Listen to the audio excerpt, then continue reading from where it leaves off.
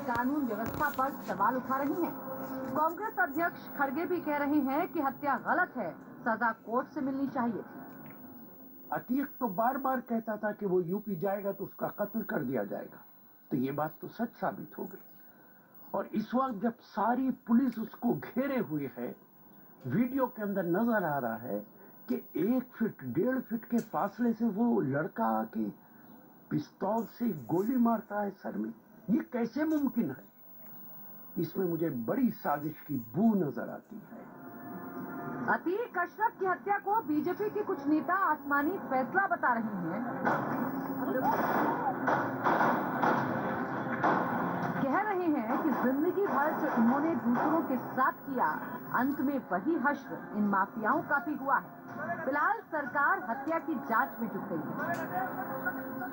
इस प्रकार से आज इन दोनों की जो हत्या हुई है, तो इन लोगों के लंबे आपराधिक जीवन में जिस प्रकार से इन लोगों ने न जाने कितनों के साथ अनाचार किया होगा, कितनों के साथ में इन्होंने अत्याचार किया होगा, कितनों की हत्या की होगी, कितनों से अपहरण किया होगा, कितनों से फिरौती वसूली होगी, कितनों को अपमानित किया होगा। तो ये बहुत बड़ा विषय है कि इनमें से कौन किस बात को लेकर, जब इनका आज आतंक का साम्राज्य चरमरा गया है, तो आज आकर इनके ऊपर इस प्रकार का हमला कर दिया। तो हमला तो खैर पुलिस अभिरक्षा में उमेश पाल के ऊपर भी हुआ था, जब इनके ऊपर भी हमला हुआ, लेकिन खैर जिन्होंने भी हमला किया वो पकड़ गए हैं। जांच का विषय है, क्यों हुआ, कैसे हुआ, ये आने वाले दिनों में स्पष्ट होगा और जो भी दोषी होंगे उनके ऊपर कड़ी कार्रवाई होगी। इस पर टीवी पर देखा है, उस पर हम इतना ही कह सकते हैं कि एक तरीके का आसमानी फैसला है। जुल्म की इंतहा होती है या जब अपराध का पराकाष्ठा होती है तो कुछ फैसले आसमान से होते हैं, और मैं समझता हूँ कि ये कुदरत का फैसला है और इसमें किसी भी कमेंट की आवश्यकता ही नहीं है। अतीक की हत्या के बाद जांच टीम का गठन कर दिया गया है। शूटर्स के कनेक्शन खंगाले जा रहे हैं, लेकिन योगी के विरोधी इसमें अपनी सियासी जमीन तलाश रहे हैं। हत्या के पीछे पुलिस की नाकामी बता रहे हैं, सरकार की मंशा पर सवाल उठा रहे हैं। अब सवाल ये है कि अतीक के हत्यारों का सरगना कौन है, अतीक की हत्या का साजिशकर्ता कौन है, विपक्ष हत्या पर सियासत क्यों कर रहा है, माफिया की हत्या पर न्याय की दुहाई कौन दे रहा है, अतीक के लिए न्याय की गुहार लगाने वाले कौन है?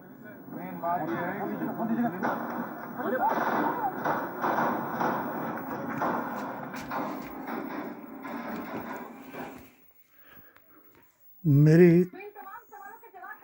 किताब HHAQ के मुताबिक हर खबर से खबरदार करने के लिए मैंने कुरान, हदीस, भारतीय संविधान के तहत बात की।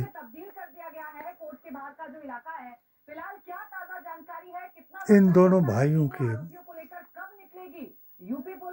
मर्डर के बारे में जो बीजेपी के प्रवक्ता ने कहा कि ये कुदरत का फैसला है, और मेरी किताब के मुताबिक भी सही ये बात है कि आखिरी दीन इस्लाम है और प्रथम भी इस्लाम है। वैदिक इस्लाम ही भारत की शान है। जो लोग अपने अपने अवतारों, पैगंबरों, अकाबिरों की मानने की बजाय अपने आप को हद से आगे कर देते हैं। हदें हैं हर मजहब में, छोटी से छोटी हद, बड़ी से बड़ी हद। जैसे सिखों के बीच में कंघा, कड़ा, कृपान, केश, ये हद है। अगर शरिया कोई आदमी इस हद को तोड़ता है तो कोई सिख बर्दाश्त नहीं करेगा और उनका अकाबिर भी। इसी तरह के 5 रुकन जो हैं इस्लाम में हद है। शहादत का कलमा, शहादत वही दे सकता है जो सच्चा हो, और झूठी शहादत से दुनिया में भी और आखिरत में भी जलील होंगे। इसमें कोई शक नहीं कि माह रमजान में अगर ये लोग मेरा 2019 से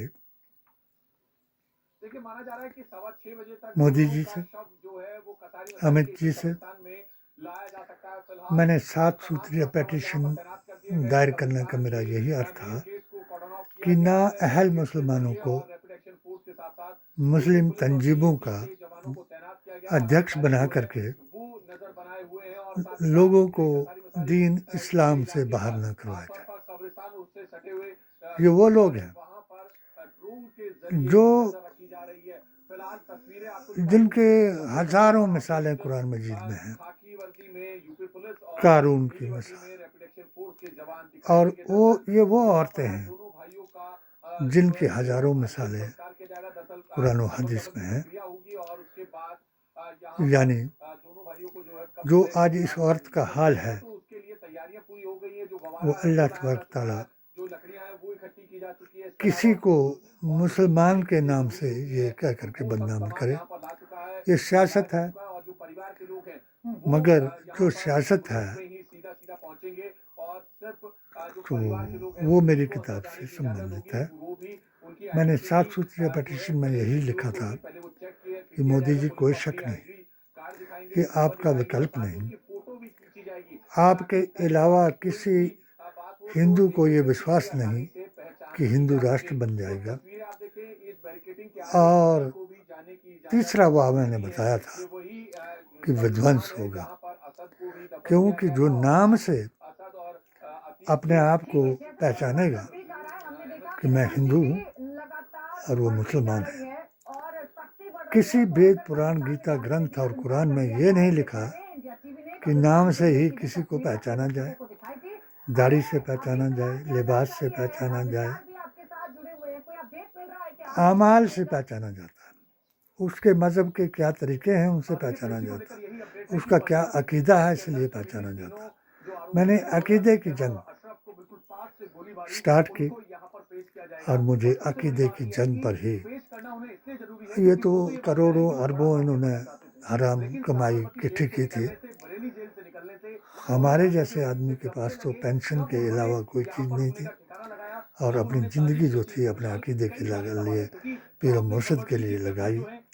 और इसीलिए मैंने कई जैसे मौलाना साद के खिलाफ, फिर मौलाना अरशद मदनी से भी दरख्वास्त की कि पहले आप जिनको कुरान पढ़ा रहे हो पहले उनको ईमान सिखाओ, क्योंकि हजूर अकरम सल्लल्लाहु अलैहि वसल्लम को भी 13 साल अकीदे के लिए लगे और कुरान समझाने के लिए लगे कि जिस किताब को मैं ला रहा हूँ उस किताब में ये लिखा हुआ है सूरह अल-इसरा की 59 से 62 आयत तक कि अगर जो हद से बढ़ जाएंगे तो उनका अजाब दोहरा भी मैं कर सकता हूँ, यानी दुनिया में भी उनको भुगतना पड़ेगा और आखिरत में तो कोई शक नहीं।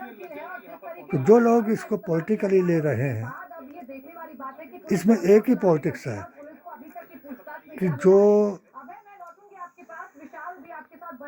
मुख्यमंत्री ने कहा वो लफ्ज़ थोड़े ऐलानिया थे कि मैं मिट्टी में मिला दूंगा, बेशक मिला दिया उसने मिट्टी में, मगर उनको ये मालूम नहीं कि अगर रामायण की बात करते हैं तो रावण ने भी ये कहा था कि मैं उन वनवासी बच्चों को क्या कर दूंगा।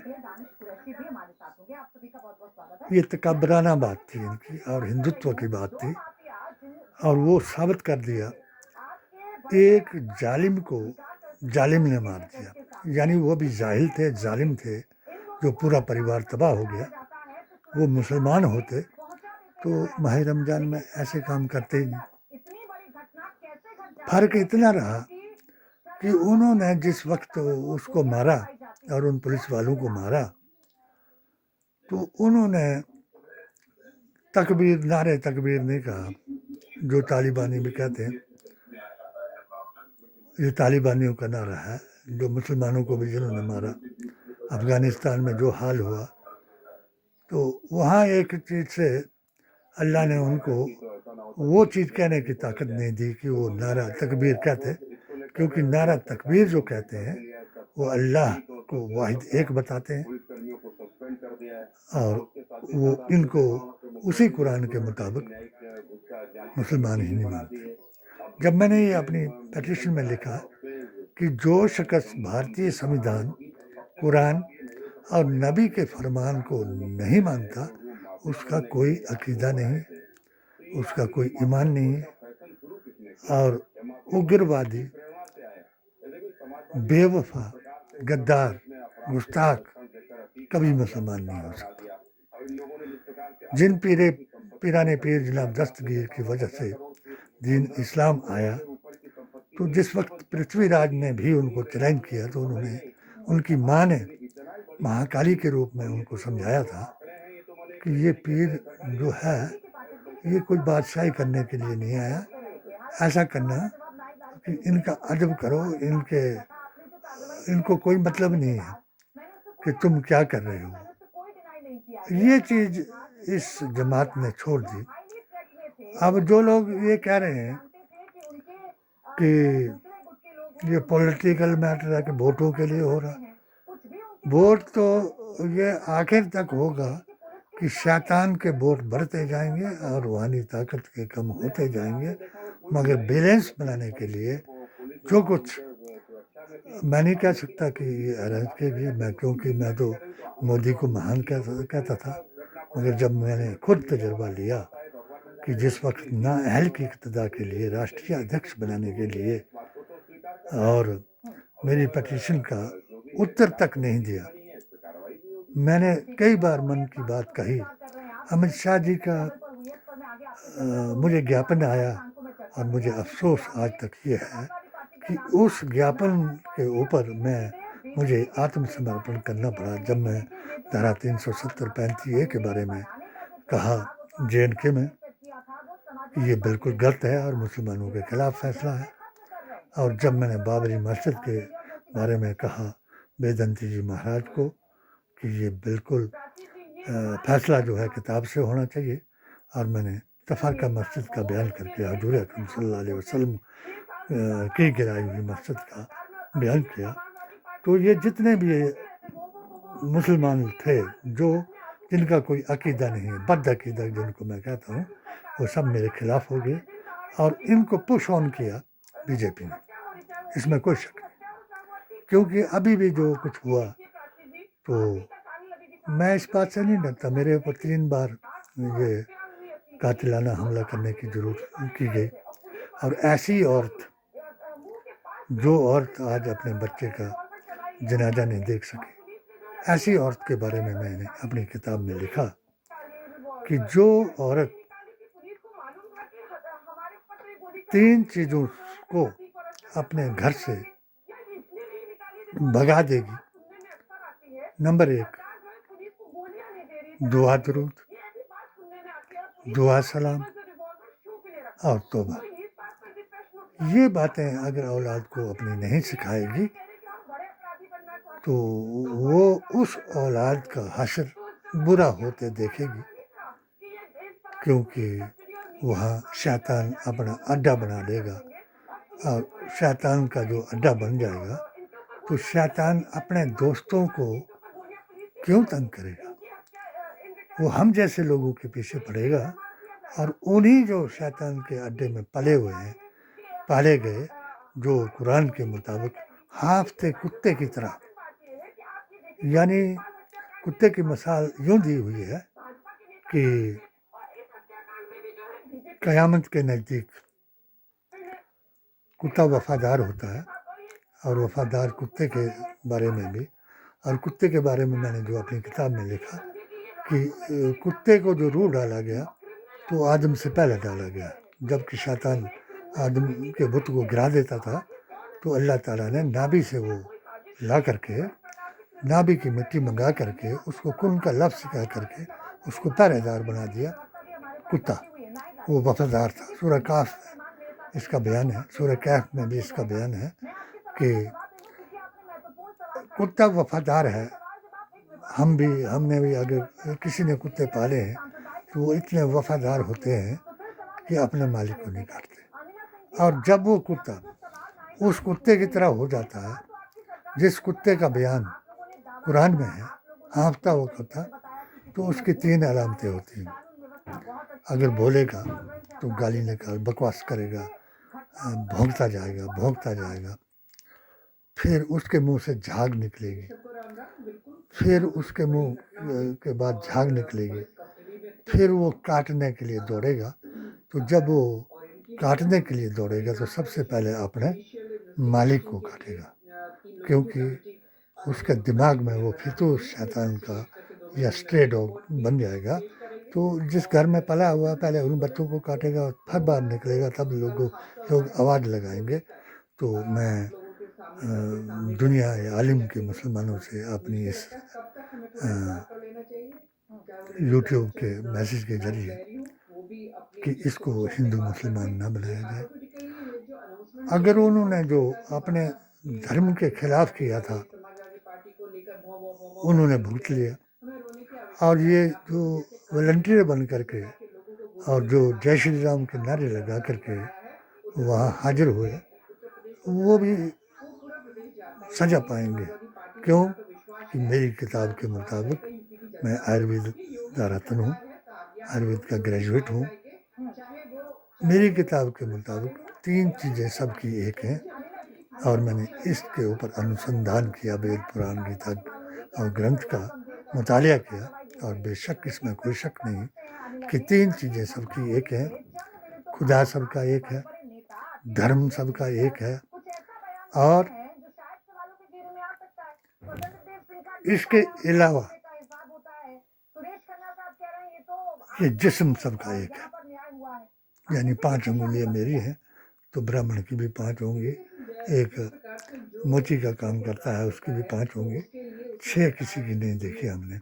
ये 3 चीज़ें बराबर हैं। अगर 3 चीज़ें बराबर हैं तो 3 जो अलामतें बिगड़ जाएंगी जिसकी, तो वो चाहे हिंदू हो चाहे मुसलमान हो। इसलिए ये बड़े बड़े आलिमों ने भी कहा, विद्वानों ने भी कहा, अटल जी ने भी कहा था कि उग्रवादी का धर्म नहीं होता।